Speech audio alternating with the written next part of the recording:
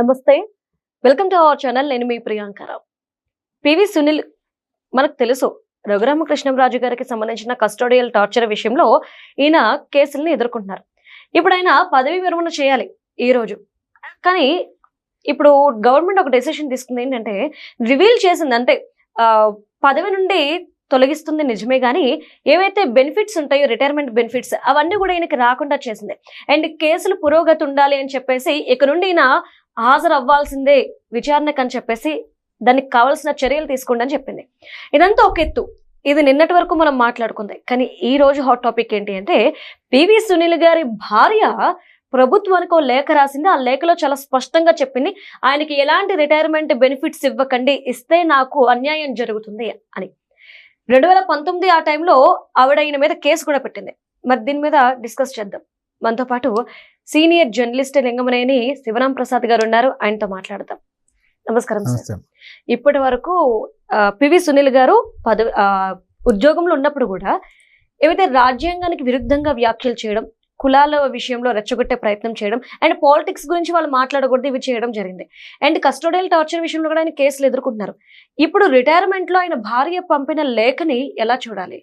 అంటే మీరు అన్నట్టు ఆయన ఐపీఎస్, కానీ ఐపీఎస్ క్యాడర్ వాళ్ళు ఏం చేయకూడదు అవన్నీ చేశాడు ఆయన.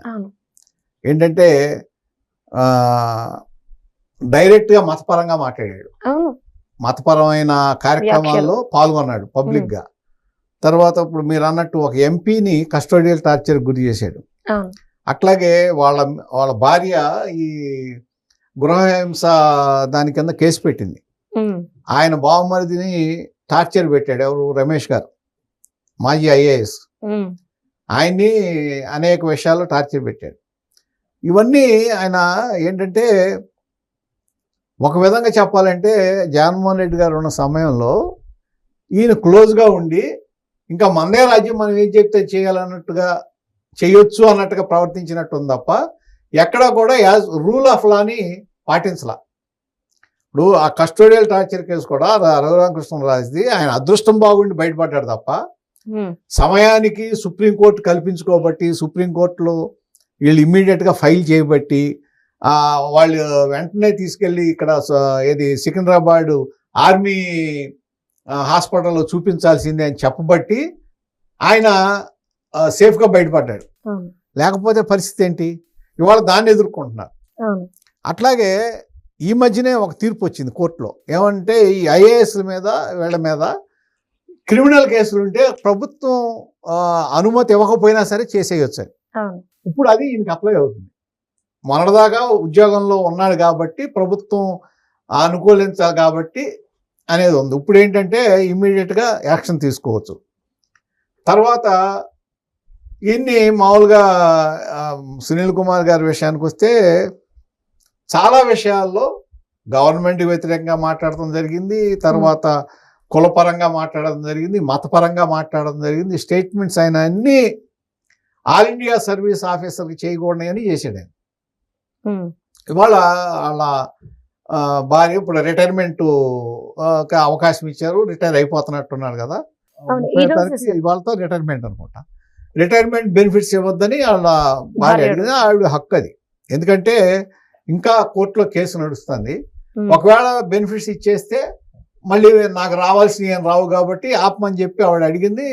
నేను అనుకుంటా ప్రభుత్వం కూడా కేసులు కూడా క్లియర్ అయ్యే వరకు ఇవ్వరు.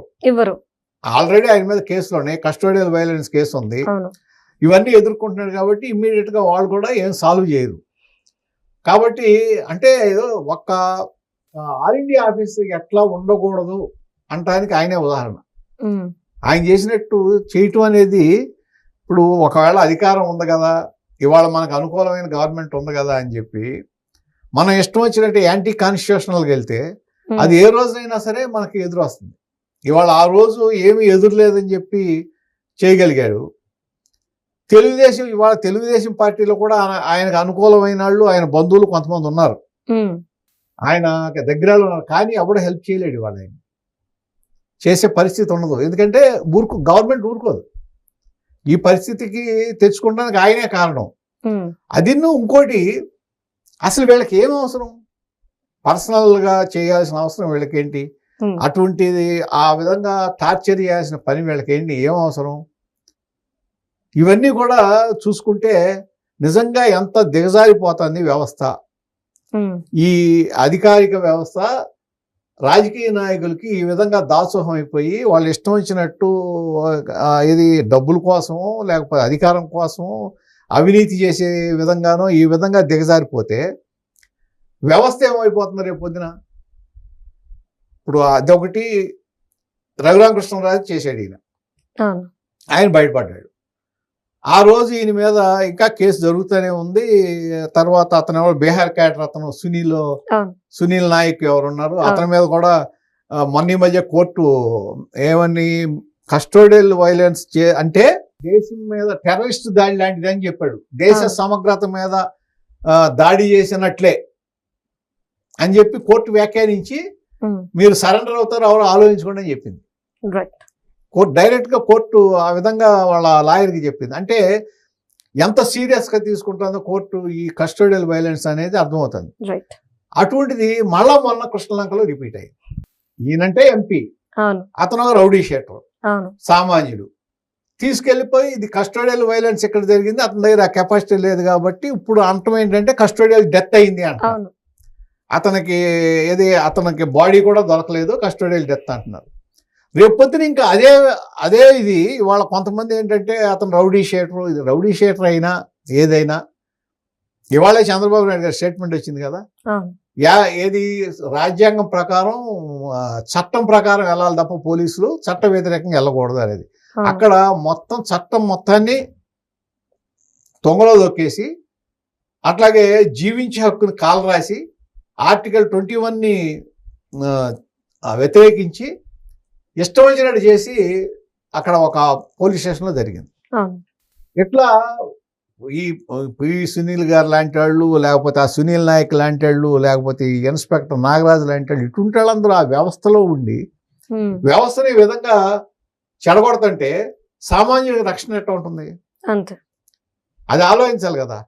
కాబట్టి ఇటువంటి వాటి మీద ప్రభుత్వం చర్యలు తీసుకున్నతో పాటు అసలు పోలీసు వాళ్ళకి అందరికీ కౌన్సిలింగ్ చేయాలి. ప్రభుత్వం ఆ విధంగా ఆలోచించాలి, కౌన్సిలింగ్ చేయాలి. వీళ్ళకి అసలు ఈ విధంగా చేసే పని లేకుండా, ఈ విధంగా చేసే ఆలోచన రాకుండా వాళ్ళు ఏం చేయాలి ఏంటి అనేది కౌన్సిలింగ్ కూడా ఉండాలి వాళ్ళకి కూడా. Right, thank you so much sir.